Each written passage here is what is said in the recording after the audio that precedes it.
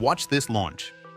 A stealth fighter flung off the deck of an aircraft carrier by an electromagnetic catapult.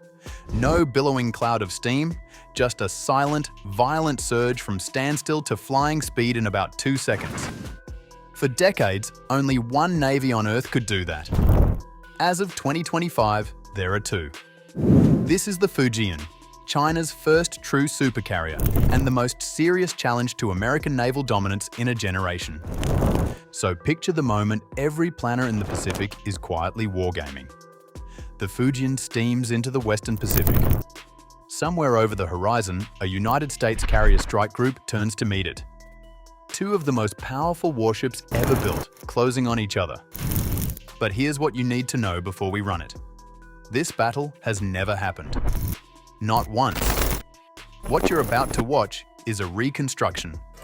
Every ship, every jet, every flaw in it is real and documented, but the fight itself is a scenario, the one both navies are training for right now. And when you actually run it, the shiny new giant slams into 3 problems it cannot fix at sea. The new giant. First, respect the ship, because it's earned. The Fujian displaces 80,000 tons.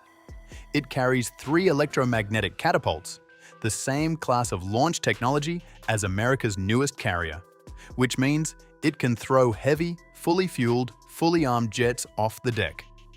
That's a genuine leap. China's older carriers used ski ramps that capped what their aircraft could carry.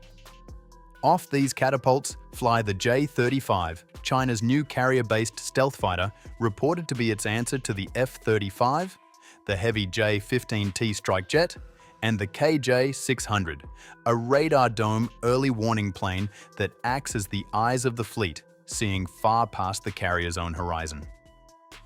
Commissioned in November 2025, the Fujian has already sailed through the Taiwan Strait more than once.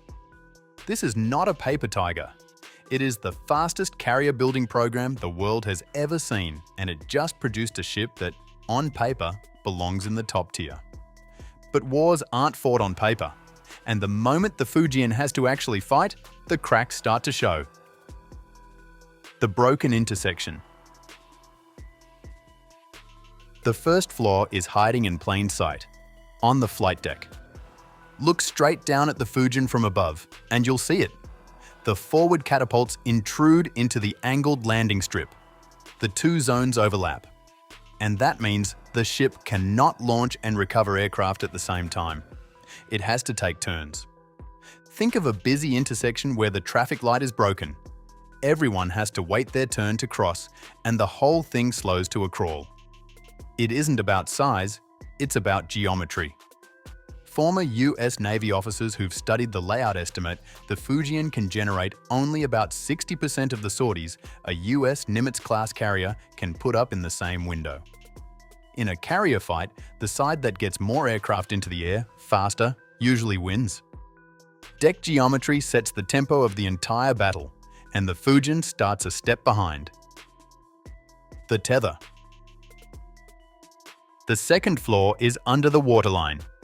The Fujian runs on oil, conventional steam boilers fed by fossil fuel, and a warship that burns oil is a warship on a leash. Picture a supercar with a tiny gas tank trying to cross a desert, fast, powerful, and constantly hunting for the next gas station. The Fujian has to refuel every few weeks, which chains it to vulnerable supply ships, and it has to surrender huge internal volume to its own fuel tanks. Now put that next to an American nuclear carrier. It can run for 20-25 years without refueling, effectively unlimited range. And all the space it doesn't spend on ship fuel, it spends on jet fuel and weapons, the things that actually win the fight. In a long campaign far from home, the tether is what strangles you. The silent third. The third flaw is the one nobody standing on the deck can see. It's underwater. Hunting submarines, anti-submarine warfare, is brutally hard, and Chinese naval doctrine openly treats it as a historical weak spot. The US Navy, meanwhile, operates the Virginia class, a nuclear-powered attack submarine that can shadow a carrier group from the deep, silent, patient, and carrying heavyweight torpedoes. For a carrier, the most terrifying threat isn't the one on the radar. It's the one that was never on the radar at all, the shadow beneath the shadow. And it is exactly the threat the Fujian's fleet is least prepared to answer. The kill web. So far, we've talked about the Fujian's problems. Here's America's actual advantage. And it isn't any single ship. It's the network. A US carrier strike group doesn't fight as a collection of lone warships. It fights as one distributed organism, wired together by what's called cooperative engagement. Here's what that means in practice. An F-35C stealth fighter, flying high, spots an incoming threat far over the horizon, long before any ship could see it. Instead of taking the shot itself, the jet passes fire-controlled quality targeting data down to a destroyer, which launches an SM-6 interceptor and kills the threat before the ship's own radar has ever painted it.